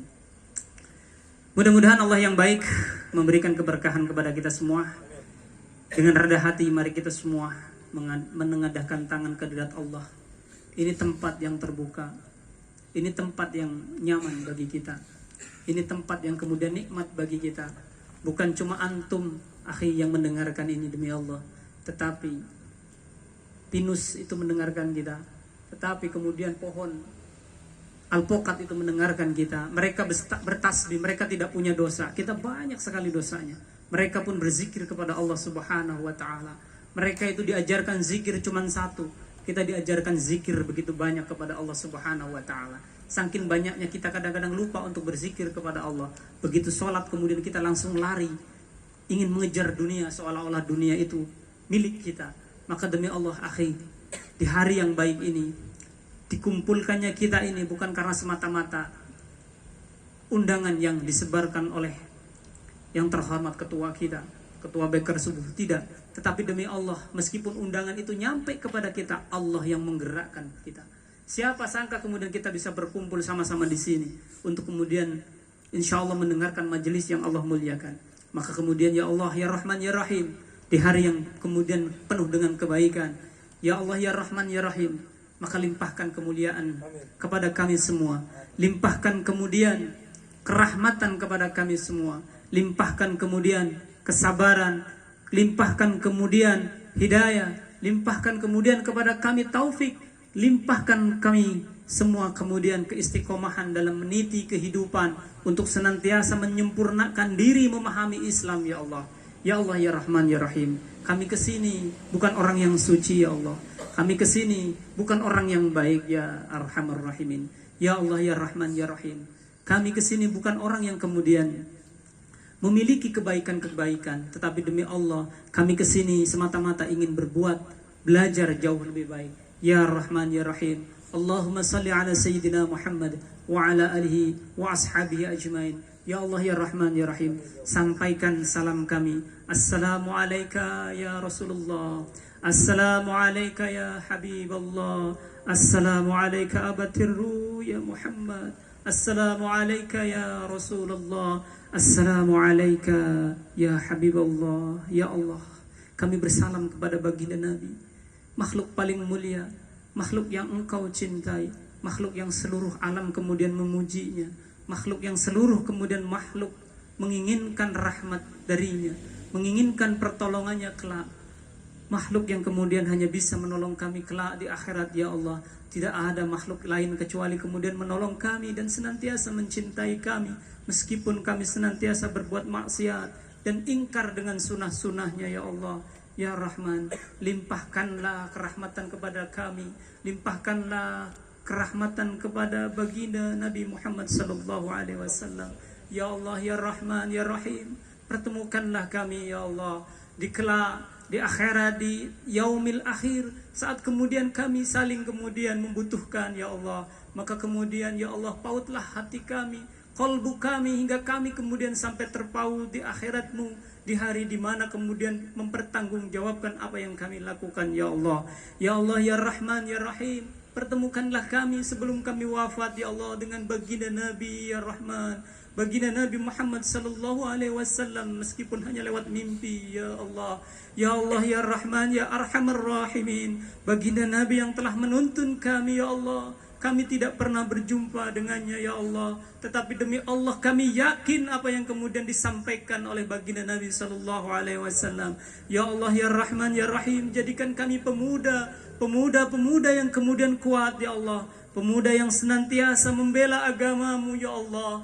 Pembela agamamu, ya Allah. Pemuda yang kemudian berjuang ingin menegakkan kebenaran, ingin menegakkan agama Allah di muka bumi ini, ya Allah. Ya Allah, ya Arhamar Rahimin, jadikan kami umat yang satu, ya Allah. Jadikan kami umat yang memiliki perasaan yang sama, ya Allah. Jadikanlah kami umat yang kemudian memiliki akal yang sama, pemikiran yang sama, menginginkan kebaikan, menginginkan dinul Islam, menginginkan istinaf lil hayah lil islamiyah, ya Allah. Ya Allah, ya Rahman Rahimin, jadikan kami kemudian memiliki kekuatan untuk senantiasa istiqomah mendakwakan agamamu ini, ya Allah. Kami tahu kami tidak banyak ilmu, ya Allah, tapi Engkau pula tahu, ya Allah, apa yang ada di dalam kalbu dan keinginan kami untuk menegakkan agama Allah hingga agamamu ini mulia di muka bumi ini, ya Allah. Agamamu ini kemudian tegak dengan setegak-tegaknya dan seluruh-seluruhnya, ya Allah, ya Arhamar Rahimin. Ya Allah, ya Rahman, ya Rahim, jadikan majelis ini, ya Allah, di setiap kami yang datang membawa cucuran dosa. Maka demi Allah, ya Allah, hamba mohon kepadamu yang terakhir, bahwa kami meminta ampuni dosa kami, ya Allah. Buanglah dosa kami, ya Allah, untuk kemudian Engkau sucikan kami, ya Allah. Untuk kemudian Engkau ampuni kami, ya Allah, hingga kami pulang ke rumah. Kami tidak membawa dosa apapun, ya Allah, setelah Engkau lepas dosa kami di sini, ya Allah. Meskipun hamba ini senantiasa memiliki dosa, dan apa yang dikatakan mungkin ini dosa, ya Allah. Ya Allah, ya Arhamar Rahimin, jadikan kami orang yang kemudian senantiasa berbakti kepada ibu bapak kami, ya Allah. Ya Arhamar Rahimin, kami tahu, ya Allah, kami anak yang belum berbakti kepada ibu bapak kami, ya Allah. Ya Arhamar Rahimin, mereka ibu kami, ya Allah, mereka bapak kami, ya Allah, yang telah membesarkan kami, ya Allah. Dari kami kemudian tidak mampu berbuat apa-apa, hingga kami bisa duduk, bisa menengadahkan tangan kepadamu ini karena berkat mereka, ya Allah. Ya Rabb, muliakan hidup mereka, ya Allah. Muliakan hidup mereka di dunia dan di akhirat, ya Allah. Ya Rabb, andai yang hadir ini orang tuanya sudah terlebih dahulu dipanggil oleh Allah, maka kemudian demi Allah hamba memohon setiap amal, setiap aktivitas yang Engkau ridhoi, maka demi Allah alirkan pahalanya kepada mereka, ya Allah. Andai pun kami berbuat dosa, maka cukupkan dosa itu kepada kami, ya Allah. Kasihani mereka di sisimu, ya Allah. Berikan mereka keberkahan dan rahmat-Mu, ya Allah. Ya Rabb, kami tidak berbuat apa-apa, tidak mampu memberikan apa-apa kecuali kemudian doa ini, ya Allah. Ya Rabb, seluruh amal kebaikan hamba mohon kepadamu, ya Allah.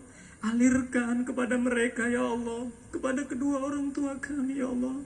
Andai pun yang masih lengkap orang tuanya yang hadir saat ini, ya Allah, maka hamba memohon tidak banyak-banyak, kecuali kemudian Engkau memuliakan mereka, ya Allah. Engkau istiqomahkan mereka dalam menyembah-Mu, ya Allah. Engkau kemudian wafatkan mereka dalam keadaan yang husnul khotimah, ya Allah. Hamba tidak ingin mereka susah dalam menjemput ajalnya, ya Allah. Hamba tidak ingin mereka susah dalam sakaratul mautnya, ya Allah. Sakaratul maut yang begitu menyakitkan mereka. Hamba mohon kepadamu, mudahkanlah sakaratul mereka, andai mereka kemudian kelak dicabut nyawanya oleh-Mu, ya Rabb. Ya Rabb, hamba tidak mampu untuk kemudian memberikan apapun, ya Allah, kecuali doa ini, ya Allah. Mudah-mudahan, ya Allah, Engkau golongkan kami orang yang soleh, orang yang senantiasa memberikan yang terbaik dalam doa-doa kami untuk orang tua kami, ya Rabb. Ya Rabb, hamba mohon, ya Allah, di antara kami ini terpecah belah kalbunya, ya Allah. Maka di majelis ini hamba mohon kepadamu, ya Allah, satukanlah kalbu kami, ya Allah. Satukanlah perasaan kami, ya Allah. Ya Rabb, turunkan keberkahan dalam kami bersaudara dengan saudara kami sesama muslim, ya Allah.